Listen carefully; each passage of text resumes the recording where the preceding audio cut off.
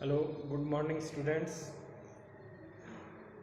आज अपन पीछे का जो अपन ने जूम क्लास के ऊपर किया था उसका एक बार ओवरव्यू देखेंगे सबका। लास्ट क्लासों में अपन ने जो किया ऑपरेटिंग सिस्टम के बारे में उसका थोड़ा सा ओवरव्यू देखते हैं, दोबारा रिपीट करते हैं। तो सबसे पहले अपना है operating system. Operating system Operating system is a system software which is manage hardware and software.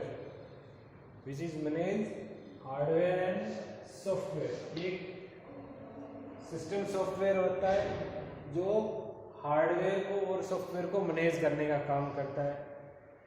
जैसे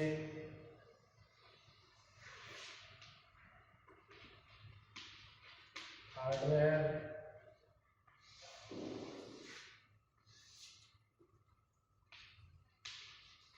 operating system,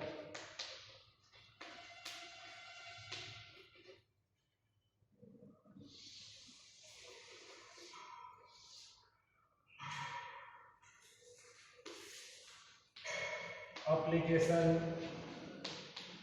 software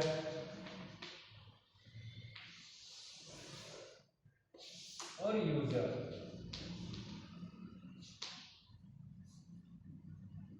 First, user give instruction, data and instruction on application software.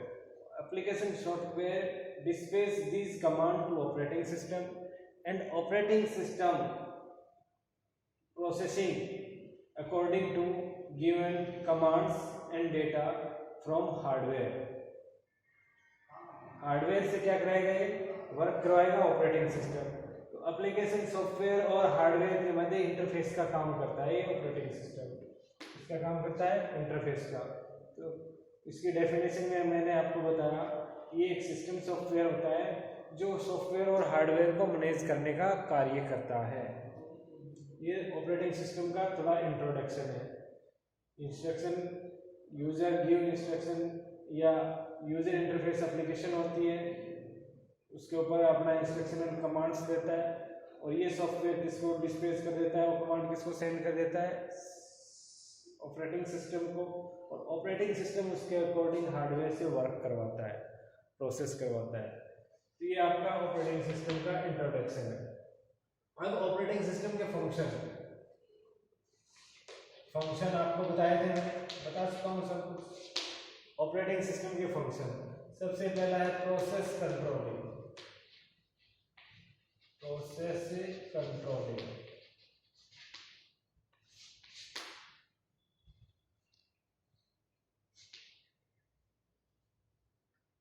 Process controlling. In this function operating system manage more than one process at a time, more than one process at a time। जब एक से अधिक process अगर आ जाते हैं उसका manage करने का, उनका ऑर्डर तैयार किया जाता है प्रोसेस कंट्रोलिंग के अंदर। ये आपको मैं बता चुका हूँ पहले। फिर इसके बाद में memory management.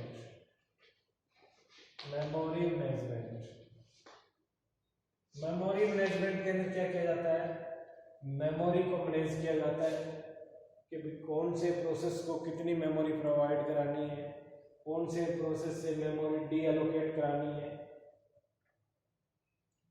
All works complete in memory management task. दूसरा अपना input output device management. Input output device management, इसके अंदर इनपुट और आउटपुट डिवाइसेस होती हैं जिनके द्वारा कंप्यूटर हमारा इनपुट लेता है और जिसकी सहायता से हमें आउटपुट देता है जिस डिवाइस के ऊपर। वो क्या है, कौन कौन सी डिवाइस के द्वारा किया जाता है, वो टोटली इस टास्क के अंदर परफॉर्म कराया जाता है।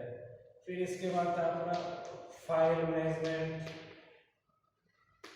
फाइल मैनेजमेंट के द्वारा डेटा को स्टोर करने के लिए कौन कौन सी टेक्निक हम काम में लेते हैं, तो वो सभी इसके अंदर फाइल ऑर्गेनाइजेशन, फाइल मैनेजमेंट के अंदर आता है। फिर इसके बाद आता है अपना एरर हैंडलिंग, ये बता चुका हूँ मैं सभी। एरर हैंडलिंग, अगर कोई प्रोसेस एग्जीक्यूट हो रहा है, कोई प्रोसेस क्या हो रहा है, एग्जीक्यूट हो रहा है, और उसको उसमें बीच में कोई एरर आ जाती है, उसको हैंडल करने का काम भी ऑपरेटिंग सिस्टम के द्वारा किया जाता है। फिर आपका है डेडलॉक अवॉइडेंस।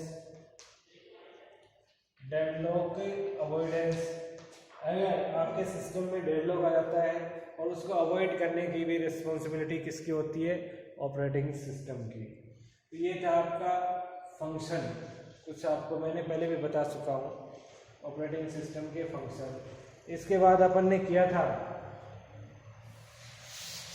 ऑपरेटिंग सिस्टम के टाइप्स। इसके बाद क्या किया था, ऑपरेटिंग सिस्टम के टाइप्स किया था अपन ने।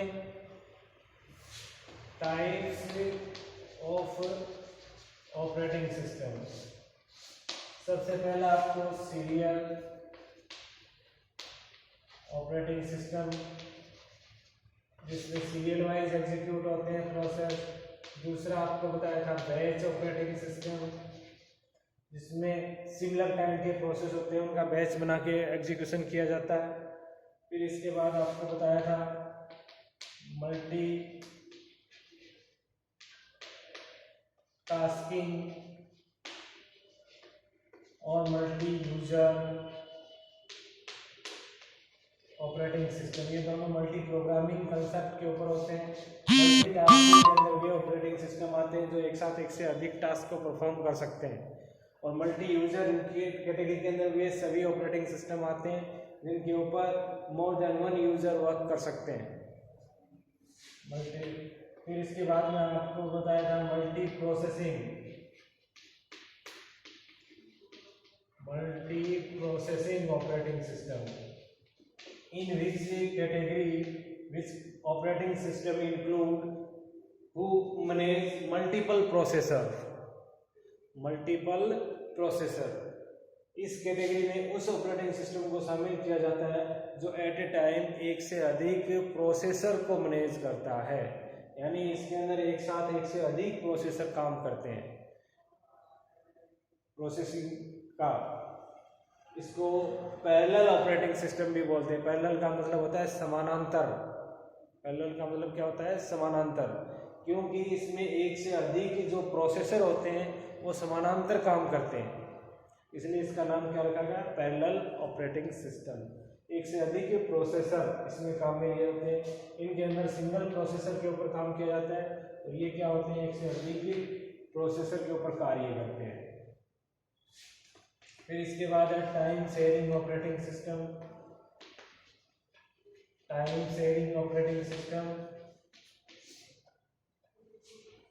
टाइम शेयरिंग, इस कैटेगरी में उन ऑपरेटिंग सिस्टम को रखा जाता है जो अपना जो वर्क का प्रोसेसिंग का जो टाइम है, सीपीयू का जो टाइम है, वो सभी प्रोसेस को इक्वल क्या कर देते हैं, शेयर कर देते हैं, बांट देते हैं। सभी प्रोसेसर को समान एक ही टाइम के, एक टाइम फिक्स के अंदर एग्जीक्यूट किया जाता है, और उसके बाद दूसरे का नंबर आता है, फिर तीसरे का नंबर आता है। इस प्रकार से टाइम अपना पूरा शेयर कर देते हैं सभी प्रोसेस के ऊपर, सभी प्रोसेस के ऊपर। फिर है इसके बाद आपका आता है real time operating system. Real time operating system, ये रियल टाइम ऑपरेटिंग सिस्टम एक पर्टिकुलर पर्पस के लिए, एक काम के लिए डिजाइन किए जाते हैं, एक पर्टिकुलर काम के लिए डिजाइन किए जाते हैं, और ये रिजल्ट के लिए डेडिकेटेड होते हैं, रिस्ट्रिक्टेड होते हैं, विद इन गिवन टाइम के अंदर रिजल्ट देने के लिए प्रतिबंधित होते हैं। एक पर्टिकुलर काम के लिए एक पर्टिकुलर ऑपरेटिंग सिस्टम डिजाइन किया जाता है, जैसे शेयर मार्केट है, मिसाइल के अंदर है, मिलिट्री के अंदर है, ये रियल टाइम ऑपरेटिंग सिस्टम होते हैं। अब है इसके बाद में distributed operating system. Distributed operating system भी ऑपरेटिंग सिस्टम होते हैं जो डिस्ट्रीब्यूटेड रिसोर्सेज को किसी नेटवर्क के साथ कनेक्ट होकर उसको काम में लेते हैं, जैसे मेमोरी किसी दूसरे सिस्टम की, प्रिंटर किसी दूसरे का। तो इस प्रकार से उनको नेटवर्क के थ्रू कनेक्ट करके अलग अलग डिस्ट्रीब्यूटेड हैं रिसोर्स हैं, उनको काम में लेता है, वो क्या कहलाते हैं, डिस्ट्रीब्यूटेड ऑपरेटिंग सिस्टम। तो ये ऑपरेटिंग सिस्टम के आपको टाइप मैं बता चुका हूँ अच्छी तरह से अपनी जूम क्लास के ऊपर। Serial, batch, multitasking, multi user, multi processing, time sharing, real time और डिस्ट्रीब्यूटेड ऑपरेटिंग सिस्टम।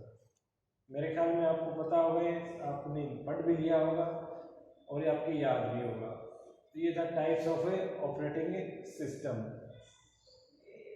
ये पीछे वाला रिवाइज कर रहा हूँ मैं, आपको जो बता चुका हूँ अच्छी तरह से, अलग अलग इनके एग्जाम्पल सहित बता चुका हूँ। बाकी इसके बाद का है वो नेक्स्ट पीरियड में बताएंगे आपको।